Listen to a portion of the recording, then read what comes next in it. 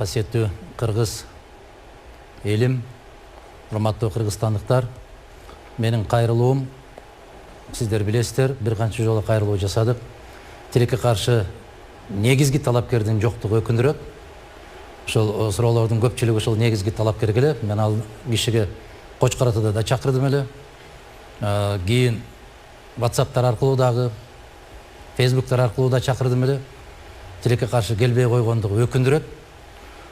Бул мен эки тарабымдагы турган азаматтарга, Кыргыз Республикасынын президенттик ордуна талапкерлерге ийгилик каалайм, жакшылык болсун, аманчылык болсун. Ким жексе ошол жеңсин.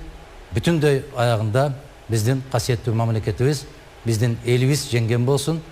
Натыйжада ошол аткарылбай турган үмүттөрдү аткара турган азаматты сандап алышка бүтүндөй кыргыз журтчулугуна ушуну каалап кетем. Рахмат. Бул жолу кыргыз тилинде алгачкы суроо коррупциялык маселеге арналмакчы. Кыргызстандагы мандат сатып алуу, добуш сатып алуу деген саясий коррупциянын башында турган көрүнүштөрдү жок кылуунун кандай жолун жана ыкмасын сунуштайсыз деген суроо. Адахан Кибзабаевич. Бул жеңил эле маселе. Азыр Азимбек мырза айткандай эле, эгер өлкө башчысы, мамлекет башчысы каттуу кармап койсо, ал басыла турган маселе. Мен айтамда, келесоо гана көрбөй атат да бүгүнкү күндө. Же сокур киши көрбөй атат, же таптакыр дүйнөнү түшүнбөгөн киши көрбөй атат. Кыргыз Республикасынын жерлеринде, аймактарда эмне деген шумдуктар болуп атат. Алар айдан түшкөн жок да, башка планетада жашап аткан жок да. Эгерде ошол кайсыл областта болуп атса, кайсыл министрликтердин кызматкерлери менен болуп атса, ошолорду кармап туруп эле азыркы айткандай кылып туруп баса турган темирин басып койгон болсо, коррупция деген бүгүнкү күндө же болбосо жанакы добуштарды сатып алам деген, май киргизип аткан, ун киргизип аткан, акча киргизип аткандарды кармап койсо болот.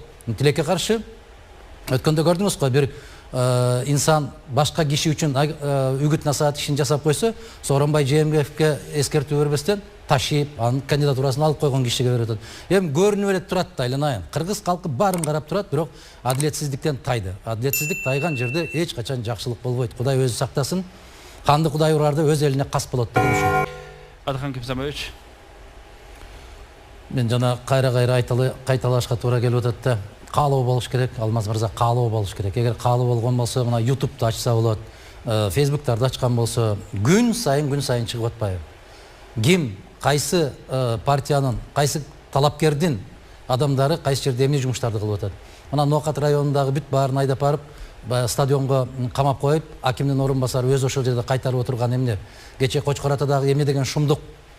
Бардык мамлекеттик кызматкерлер Сооронбай Жээнбековдун аркасынан чуркап жүрөт. Гаилер болсо алдынан артынан түшүп кызылдап ээрчип жүрөт. А башка талапкерлердин машинасын кое турганга жер таппай бүт баарын кызылдатып кууп жүрөт. Мектеп окуучуларын баарын мектептерди токтотуп коюп, парталарды алып тизип жүрөт. Аны көрбөй атабы? Эмне үчүн ушуларды көрбөйт да, эмне үчүн укпайт? 70-теги аксакал менен 7 жашар бала дагы көрбөй атат. Мамлекеттин жетекчиси бүтүндөй акылды мен чөнтөгүмө салып алдым деген киши ушуну көрбөй аткандан кийин аны дүлөй дебей ким дешибиз керек, сокур дебей ким дешибиз керек. Мына ушу жыйынтык чыкпагандан кийин күрөш болбойт. Адахан Кибзабаевич. Бул ойлонбой турган маселеге көп баш катырып атабыз да. Ойлонбой эле баштан эле кыркып чечип кое турган эле маселе. Мына караңызчы, бүгүн президенттин жерлерге барып кыдырып жүрүшү бул эмне? Бул уят маселе. Анан ушул 3%дык кадыр баркы бар кишини президенттикке алып чыккан бул эмне деген партия? Муну мен айткан жокмун, Атамбаев айтты. Жээнбековдун президентке барарда кадыры 3% эле деп. 3% кадыры менен кантип алып чыгып атасың ушу Кыргыз Республикасынын жетекчиси болот деп. Эгер эң көп СДПКда кадырлуу кишинин пайызы 3% болгон болсо, калгандардын канча пайыз? Эмне үчүн 3% кадырың менен республика жетекчилиги алып чыгайын деп атасың? Кантип 3% кадыры менен республиканын жетекчилигин жеңип алышы мүмкүн? Бул деген сөз баягы эле коррупциялык жол менен, башка жолдор менен процентин биз көтөрүп беребиз деген эле сөз. Башка мамлекеттер болсо күлмөк 3% менен президенттикке баратат десе. А биз алып барып атабыз. Эмнеге? Себеп шайлоону шайлай бергиле, эсебин мен өзүм чыгарып алам деген сөз. Тилекке каршы. Спасибо, Алмаз. Сейчас я предлагаю поговорить о судебной реформе. Многие опросы в Кыргызстане показывают, что коррупция в судебной системе – это большая проблема для страны. Уважаемые кандидаты, как бы вы использовали свою роль президента для решения этого вопроса? Спасибо, Адахан Кимсанбаевич, пожалуйста. Это очень тяжелый вопрос, злободневный вопрос. Выборность судей это не защищает от коррупционности. Вот депутатов тоже избирает народ, и глав Айлюкматы тоже избирает народ. Мы знаем, кого будет выбирать и как будет выбирать. Проблема в том, что надо социальная защищенность, как здесь было сказано. Во-первых, надо их готовить. Отбирать надо очень тщательным образом, потом надо обеспечить полностью социальную защищенность. Вы помните, во времена сухого закона в Соединенных Штатах Америки Эдгар Гувер, 27-летний молодой человек, для сотрудников ФБР, какие социальные пакеты получил через Конгресс США. Мы должны обеспечить полную социальную защищенность, безукоризненное исполнение своих обязанностей. Если судья где-то каким-то образом нарушает закон, неправильное решение принимает, этот судья должен нести очень тяжелую ответственность. И тогда судьи почувствуют, если выходят на пенсию, будет социальная защита со стороны государства. Спасибо. Только так мы можем защищать судей. Спасибо, Адахан Кимсанбаевич. Я продолжу свою мысль насчет Эдгара Гувера. Почему? Потому что это единственный случай тогда, когда полностью выгнали сотрудников ФБР из органов безопасности и набрали новых, исключительно новых людей большими социальными пакетами. Если у нас в Кыргызской республике будем поступать аналогично, есть великолепные перспективные люди. К сожалению, на этих людей никто не обращает внимания. Почему? Потому что они не являются членами какой-то политической партии. Это очень жаль.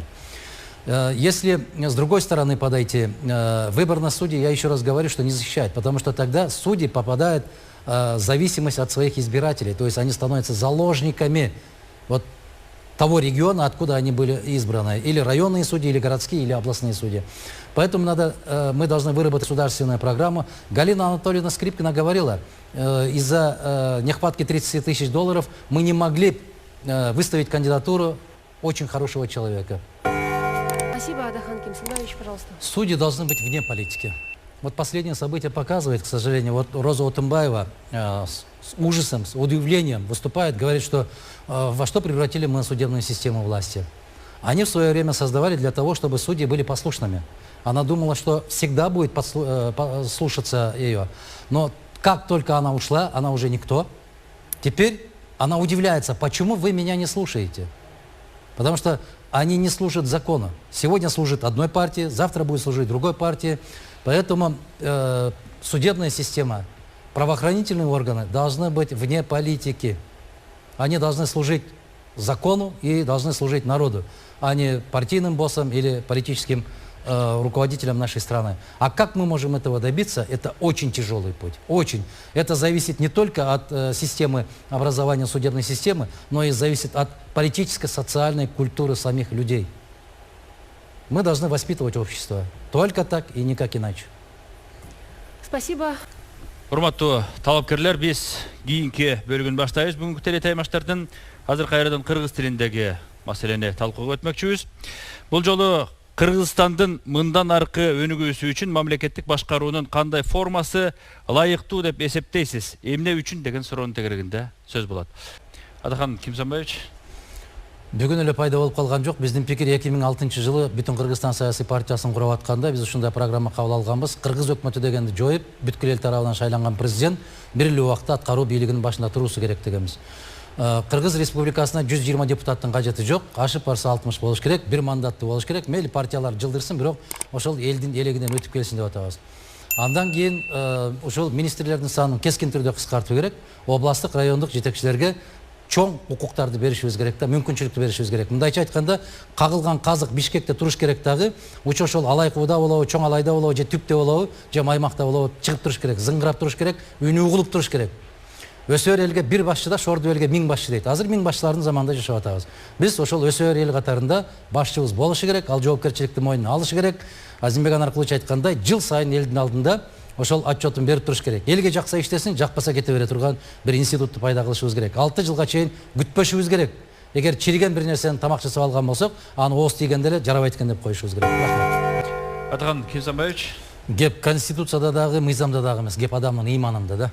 Мына мисалы бүгүнкү өкмөт башчы баягы Русгидроны алып келген дагы, Леглас трейдингти алып келген дагы, Мына кече Назарбаев менен сүйлөшө койдум дедиле. Бүгүн казак тарап расмий түрдө жооп берди. Биз менен эч кандай сүйлөшүү болгон жок деп. Моралдык жагын алып караганда 3 жолу ушундай чекилик кетиргенден кийин такыр саясаттан кетиш керек. А бизде тескерисинче көкөлөтүп атабыз, көтөрүп атабыз. Геп иманда деп айтып атканымдын себеби, мыйзамың кандай болсо ошондой болсун, сен эгерде уятың болсо, намысың болгон болсо, кыргыз эли ушундай каргыштан корком, элдин назарынан корком деген азаматтар келген болсо, мыйзамына да башкасына да карабайт. А тескерисинче, мыйзамды алтын тамга менен жазып койсоң дагы, керемет кылып маңдайына кадап койгон болсоң дагы, аны аткарбай турган болсоң, мына бүгүнкү кейипти кийебиз биз.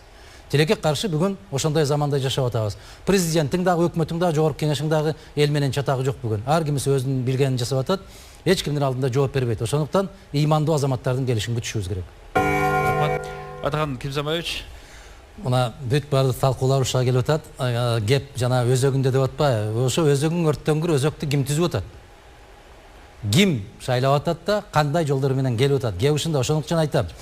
Кеп ыйман менен напсиде, өзүңдүн маданиятыңда, элге болгон сүйүүңдө, жараткандан болгон коркунучуңда болуш керек. Андан кийин гана иш өзү менен өзү кете берет. Жанагы өкмөттүн канчалык даражада иштеп атканын, эмне болуп атканын бүгүн биз көрүп атабыз го. Кандай болуп иштеп атат? Бирөө 40 кадам дейт, бирөө 15 кадам дейт, бирөө дагы бир кадам, алардын кадам таштаганча биз күтүп отура беребизби? Качан таштайт алар кадамын? Ким эсептейт? Кадамын эсептеп таштап атат. Биринчи кадам, экинчи кадам, бешинчи кадам деп. Булардын баары жалган кеп. Кыргызстанда бир гана өзгөрүү керек, ички жан дүйнөбүздү өзгөртүшүбүз керек. Биз өз напсибизди өзүбүз жеңишибиз керек, ачкөздүктү токтотушубуз керек, адилеттүүлүккө умтулушубуз керек. Конституцияң барбы жокпу маселе жок, жоготуп жүрүп эле жашадык, эч ким эч нерсе болуп кеткен жок. А напсибизди жоготсак, иманыбызды жоготсак, анда мамлекет жок. Спасибо, Алмаз. Следующий вопрос будет касаться проблемы безработицы. Какие практические шаги на посту президента вы предпримете для снижения уровня безработицы в Кыргызстане? Адахан Кимсанбаевич, пожалуйста. Сокращение безработицы, вы знаете, надо просто подходить ответственно. Мы должны сначала обозначить приоритетное направление экономики. Это сельское хозяйство плюс перерабатывающая отрасль. Вот 800 миллионов долларов тратят для того, чтобы строить альтернативную дорогу юг-север. Для чего? Зачем? Для кого это строится? Вместо этого можно было бы по 20 миллионов долларов строиться очень хорошие современные заводы и фабрики. Это вот вам 40 предприятий работающих, 40 предприятий. Если в каждом предприятии по 1000 человек будет работать, она еще каскадным методом, обслуживающие персонали, те, которые работают сегодня, более 150 тысяч наших сограждан в Казахстане, они бы могли спокойно работать у себя на родине. Просто надо чувствовать ответственность. Если будем строить заводы, фабрики, они не могут воровать. А для чего строится вот эта дорога? Для того, чтобы самое удобное для строительства, для того, чтобы воровать, это строительство. Кто будет считать, сколько сантиметров там укладывается? Поэтому тут надо подходить с умом. К сожалению, не так делается.